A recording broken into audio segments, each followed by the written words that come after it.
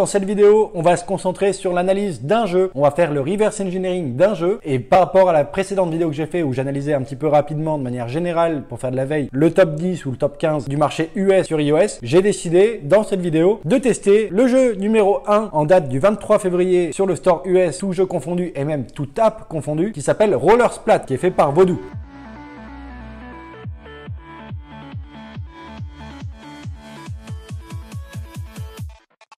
Pour ce premier reverse engineering, j'ai décidé d'analyser le jeu top 1 US, tout app confondu et tout jeu confondu également. Il est premier des deux classements, évidemment. Hein. C'est un jeu qui est premier tout app confondu, il sera premier des jeux aussi, qui est pas vrai dans l'autre sens. Et il s'appelle Roller Splat, qui est fait par Voodoo. Voodoo, cher éditeur français, Cocorico. Et l'idée, apparemment, de ce jeu, c'est de déplacer un petit personnage sur une scène 3D. Il y a des murs qui peuvent le bloquer et le reste du temps, c'est un terrain sur lequel le player peut se déplacer. Et ce qu'il faut faire, c'est de remplir toutes les zones sur laquelle la balle peut se déplacer de la couleur de la balle. En gros, là, ça se fait automatiquement. La balle se déplace. Tous les endroits où elle passe, elle laisse sa couleur derrière elle. Et l'idée, c'est de changer la couleur neutre du terrain avec la couleur du joueur en question. Là, par exemple, sur le level 24, j'ai un player rose. On voit que quand je le déplace, je suis en train de colorer le sol. On a tout de suite compris l'idée, même en une vidéo, qu'il faut tout simplement remplir. Alors, comment je peux... Là, il faut que j'arrive à me bloquer là-haut. Donc, si je me bloque là et que je descends, c'est bon. Et donc, je peux terminer. Voilà. Donc, tu vois, l'idée est simple de ce jeu. Visuellement, il est simple aussi. Par contre, il est agréable à voir.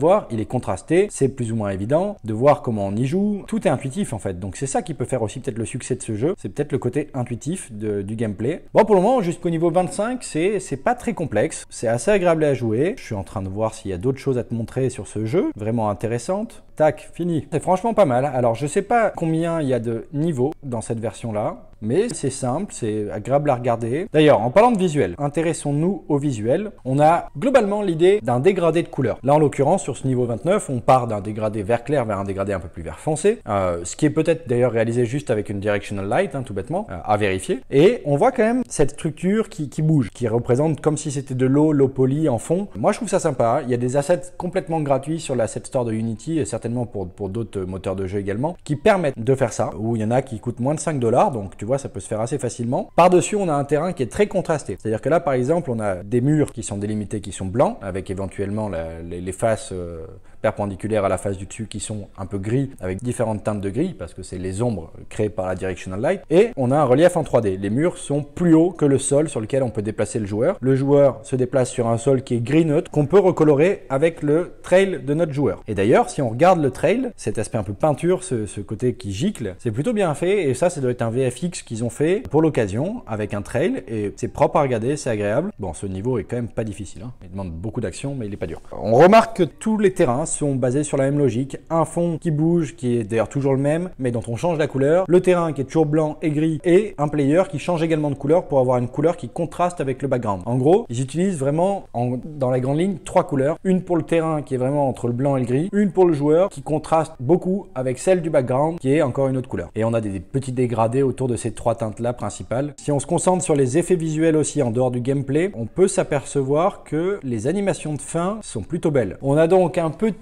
effet visuel qui vient mettre comme un coup de stabilo au-dessus du level pour marquer la fin du niveau. Des VFX qui viennent montrer la fin du niveau aussi avec une sorte de petite explosion à la feu d'artifice. Donc c'est des choses qui sont pas basiques mais qui sont belles, simples, propres. Ça fait le taf, c'est des choses qui sont pas hyper complexes, qui demandent un petit peu d'entraînement pour réussir à réaliser ce genre de choses quand on n'en a jamais fait. Mais ça se prend très vite en main, c'est réutilisable d'un jeu à l'autre. Donc voilà, ils ont fait du 20-80, ils sont allés à l'essentiel pour appuyer le feedback qu'ils ont voulu donner aux joueurs. Ils sont pas allés chercher des choses complètes, ils ont fait quelque chose qui est visuellement beau à voir, qui est fluide à jouer. Là, je suis en mode avion, du coup, j'ai aucun chargement de pub ni rien.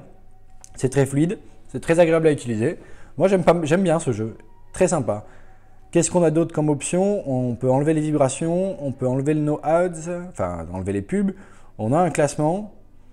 Donc j'imagine que c'est le leaderboard et on voit que le leaderboard n'est pas paramétré. Non, c'est tout simplement que je n'ai pas de réseau. Maintenant, qu'est-ce qui se passe si on s'intéresse au scoring ou à ces choses-là? Est-ce qu'il y en a déjà dans ce jeu? J'ai pas l'impression qu'il y ait du scoring. Il y a le level 40, en gros, le niveau du joueur, c'est le level qu'il a atteint, quoi. Si je dis pas de bêtises, voyons voir s'il y a du scoring. J'ai l'impression que plus je remplis, il y a rien qui s'affiche à l'écran.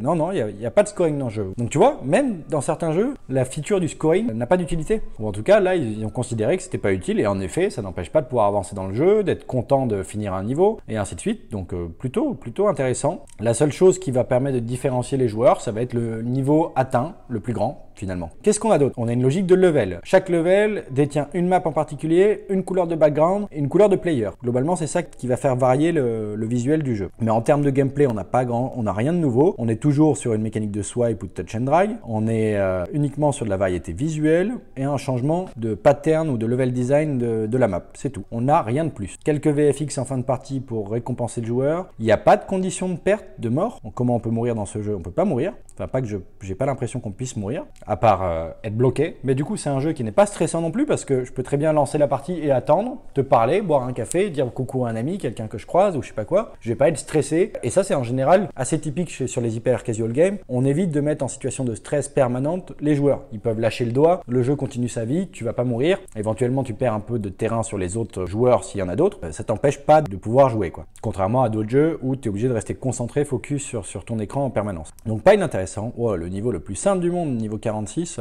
Alors c'est marrant comment ils ont fait. D'ailleurs, je sais pas si c'est voulu, si c'est souhaité. Est-ce que c'est un choix de leur part pour mettre un moment de calme dans l'évolution du jeu pour que les joueurs soufflent un petit peu? Ou est-ce qu'ils ont mis un aspect de random? Peut-être qu'ils ont, entre guillemets, hard-codé les 20 premiers niveaux. C'est-à-dire que c'est toujours les mêmes, ces 20 premiers niveaux. Chaque joueur qui télécharge le jeu va rencontrer les 20 mêmes premiers. Mais peut-être que les suivants font partie d'un aléatoire parmi une liste. Je ne sais pas. Parce que je suis quand même assez étonné de voir qu'il y a un level très simple au niveau 40 et quelques, quoi. Mais voilà. Donc ça, c'est aussi des choses à pouvoir pousser un peu plus loin quand on fait un reverse engineering d'un jeu. Ça peut être intéressant de comprendre comment ils l'ont construit derrière. Pourquoi je te dis ça? Parce que nous, on fait souvent des concepts pour les tester en procédural. C'est-à-dire qu'il n'y a pas des level design prédéfinis sur 50 niveaux. Ça prendrait beaucoup de temps à faire. En gros, on essaie de faire un petit algo qui nous permet de le générer. Donc tous les joueurs ne rencontreront peut-être pas le même niveau 20 quand on teste un de nos jeux. Par contre, quand on fait une version finale, souvent après c'est nivelé, quoi. Donc les niveaux sont fixes. Mais voilà, ça peut varier. Donc je sais pas trop ce qu'on peut analyser d'autre sur ce jeu.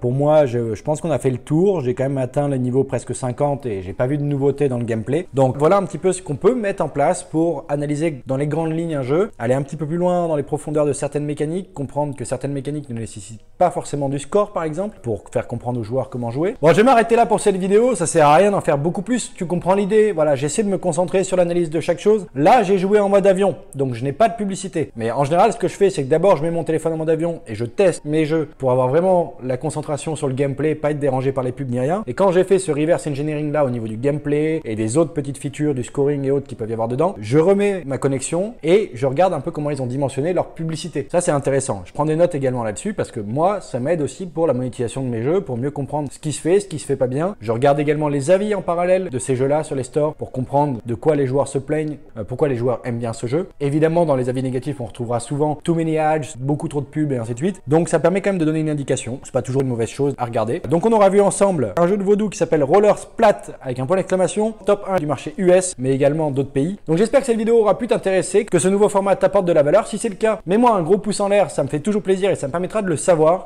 si je dois refaire ce format à l'avenir. Dans l'idée, j'aimerais bien faire ça une fois par semaine, décortiquer un ou deux jeux qui sont bien classés dans le top 10 ou dans le top 25 et qu'ensemble on voit un petit peu ce qu'on peut apprendre de ces jeux-là. J'aimerais bien aussi garder le format que j'ai fait sur la précédente vidéo où je fais une analyse beaucoup plus générale, beaucoup plus de veille, plutôt que de rentrer sur un projet en particulier, sur un concept en particulier, je reste sur une analyse des 10-15 meilleurs jeux du store, mais vraiment dans les grandes lignes. Voilà, dis-moi un petit peu si ce format t'intéresse davantage parce qu'on rentre dans du concret sur un jeu ou deux jeux en particulier. Fais-moi tes remarques, tes retours, partage-moi tes impressions dans les commentaires. Je me ferai un grand plaisir de les lire et d'y répondre. Si jamais tu n'es pas abonné à la chaîne YouTube, je t'invite tout simplement à cliquer sur le bouton rouge sous la vidéo pour t'abonner à la chaîne. Pense à activer la cloche des notifications pour être notifié de chaque nouvelle vidéo que je mets en ligne. C'était Charles Gauthier, créateur de la chaîne Jeux Vidéo Pro. Je te remercie de m'avoir écouté. Je te dis à très vite pour une prochaine vidéo. Ciao!